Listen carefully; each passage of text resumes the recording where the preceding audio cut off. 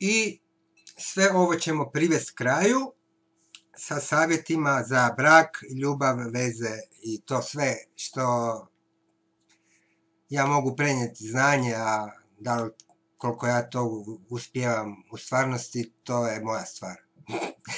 Okidoki. U braku, recimo, od mnogobrojnih načina za uništavanje ljubavi, najgore je prigovaranje i nepovjerenje. Ljubomoru nećemo ni spominjati.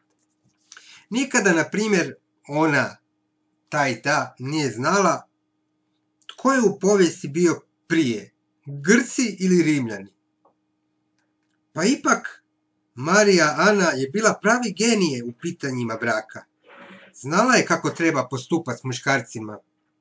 Znala je da je njenom mužu nakon napornog dana provedenog u razgovorima i radu sa umnom gospodom potreban osjećaj toplog ognjišta i nježnog prijateljstva.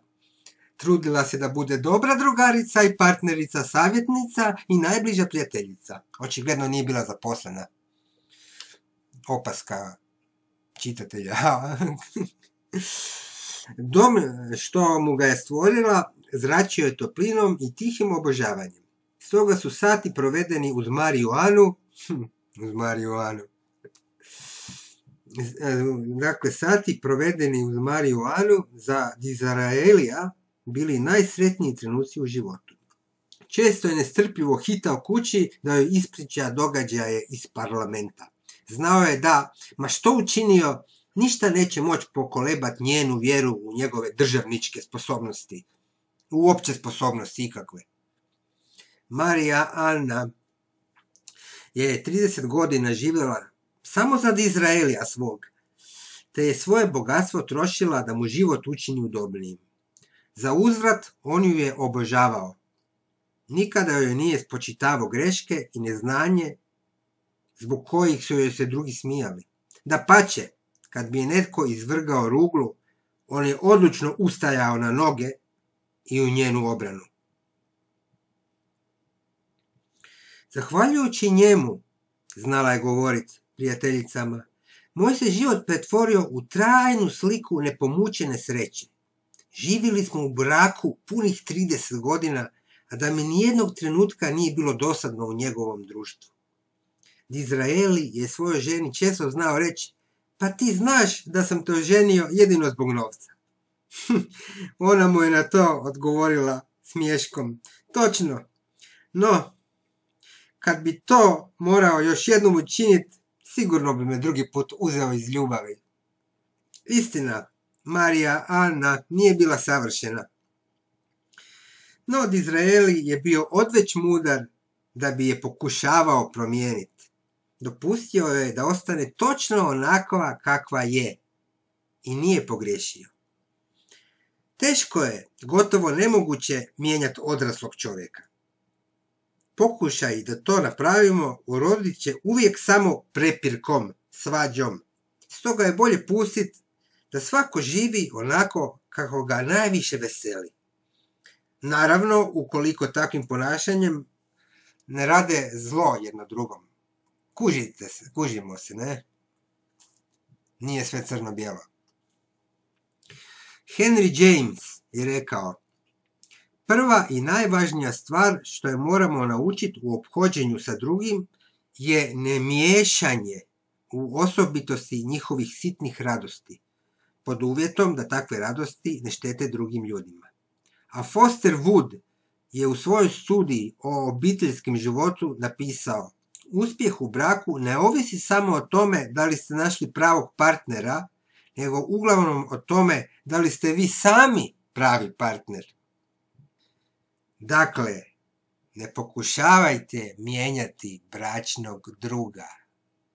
To vam je najvažnije. Ne pokušavajte ga mijenjati. Cvijeće. Sitnice, ljudi moji. Pazite na sitnice, to su krupne stvari. Lijepo vam po fejsu piše. Pazite na sitnice, to su krupne stvari. Donesi ženi cvijeće, iznenadio. Ima ljudi koji svojim ženama i majkama telefoniraju s posla i 2 puta dnevno. Ne zbog toga da bi im ispričali neku važnu novost, nego jednostavno zato da im ukažu sitnu, ali potrebnu pažnju. Mnogi su brakovi mogli ostati sretnim da su žene i muževi htjeli jedni drugima udovoljiti u nevažnim malim sitnicama od kojih se sastoji život. Puno je muškaraca koji podcjenjuju važnost tih sitnih svakodnevnih pažnji.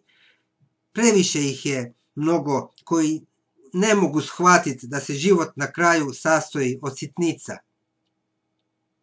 Živjeti s ljudima bilo bi sigurno mnogo ugodnije kad bismo imali na umu da živimo samo jedanput i da je stoga mnogo bolje nastojati svaki trenutak učiniti radosnim, umjesto da ga zagorčavamo sebi i drugima. Mi bi kao ljudi sa našom svjesnošću trebali biti svjesni da jednom propuštenu priliku više nikad ne možemo nadoknaditi. Važno je zapamtiti da će svakoj ženi goditi muškarčevo priznanje na račun odjeće ili vanjštine. Neki drugi put ću pričati o muško-ženskim odnosima, a kao šalabahter ću imati neke druge knjige, a ne pasus iz knjige, psihologija uspjeha, uglavnom na poslu jebote. Isto vrijedi i za kuhanje. Nema žene koja će odbaciti pohvalu zbog ukusno pripremljenog jela, piše tu.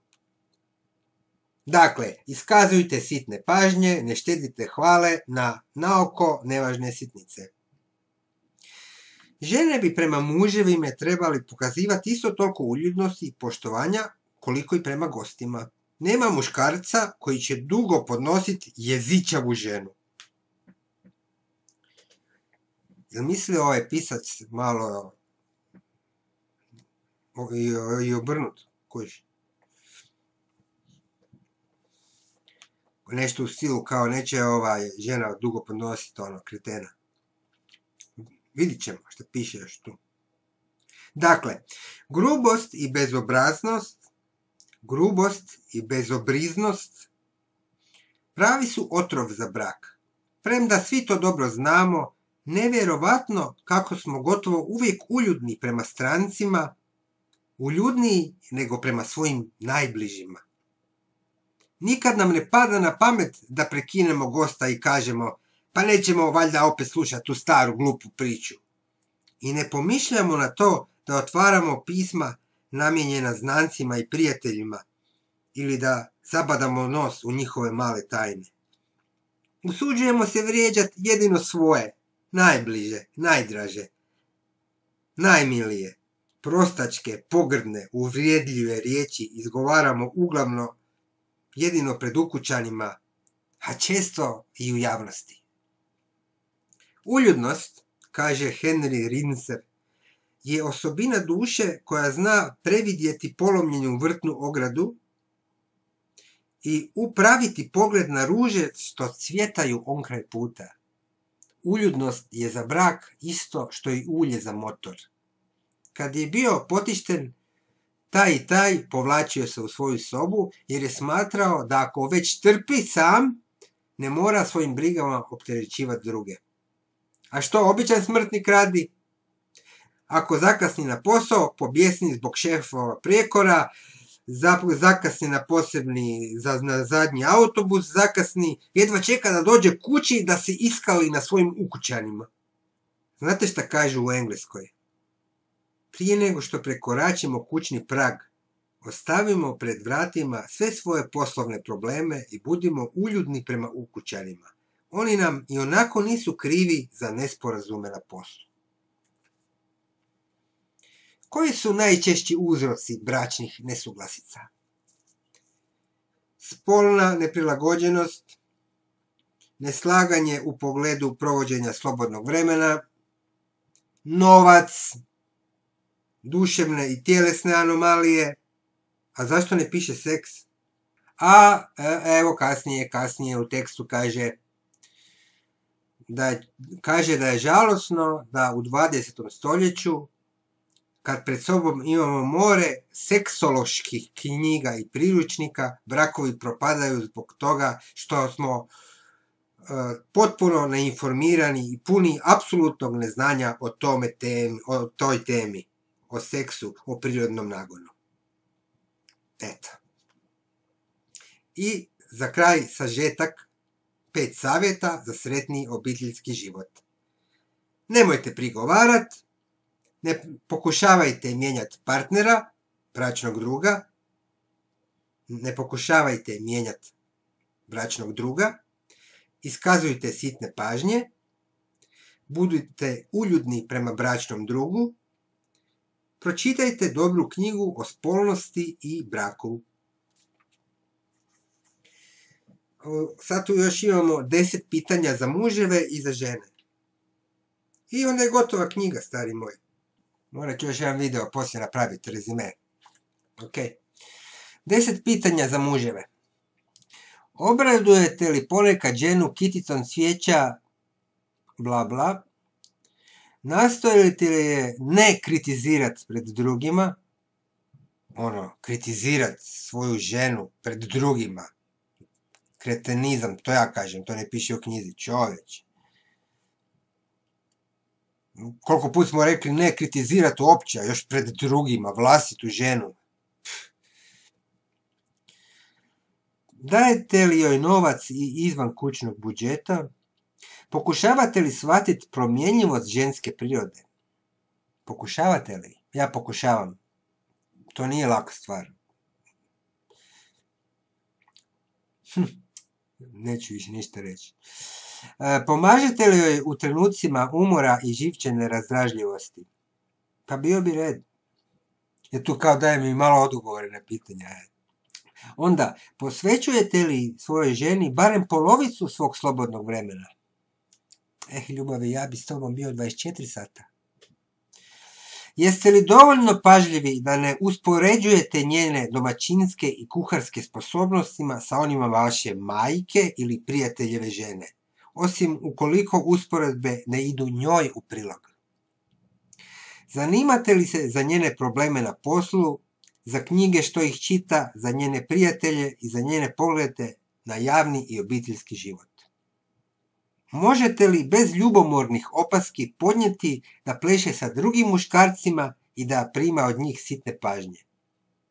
Iskorištavate li baš svaku priliku da joj kažete kako je zgodna i koliko je volite? Apsolutno, apsolutno. Pretjerujem po tome. Onda zadnje pitanje za muževe, kako piše. Kažete li joj hvala za sitne usluge što vam ih svakodnevno čini? Za sašiveno dugme, za krpanu čarapu i čistu košulju? Ok, pitanja za žene. Miješate li se u muževljov posao? Nastojite li ne kritizirati njegove suradnike i ne prigovarati mu zbog ponekad zakašnjenja s posla? Trudite li se da svoj dom učinite što privlačnijim i zanimljivijim? Podsjećam da je ova knjiga napisana prije 100 godina, pa je malo. Sastavljate li jelovnik na taj način da će vaš muž nikad ne znat šta ga sljedeće očekuje? Razumijete li se u njegovu struku toliko da možete s njim razgovarati o problemima na poslu i biti mu savjetnikom? No comment. Znate li hrabro podnositi novčane neprilike, ne spočitavajući mužu nesposobnost i ne uspoređujući ga s drugima? Trudite li se biti ljubazni sa njegovom majkom i rodbinom? Da li u vlastitom odjevanju barem donekle poštujete muževljev ukus? To bi trebali curke raditi, ako mene pitate. I onako ste jedan drugom najvažniji na svijetu. Ja bi se obukao kako god žena kaže. Recimo. Jeste li dovoljno popustljivi u sitnicama što prijete narušavanju bračnog sklada? Pokušavate li naučiti igre u kojima vaš muž uživa u slobodno vrijeme? Kaj nogome da ide igrati? A serem bez veze, ja sam malo, ali dobro. Zanimate li se za političke događaje? Koga još zanima politika? Kažem da je knjiga zastarjela, ljudi. ja se ne družim sa ljudima koji zanima politika, tako da, pitanje je, zanimate li se vi, ženo, za političke događaje, knjige i kulturne novosti o kojima biste mogli sa svojim mužem razgovarati. Svršena knjiga, jel? A ja ću još snimiti sad zadnji video u kojem ću samo rezimirati cijelu knjigu, Blitzkrieg.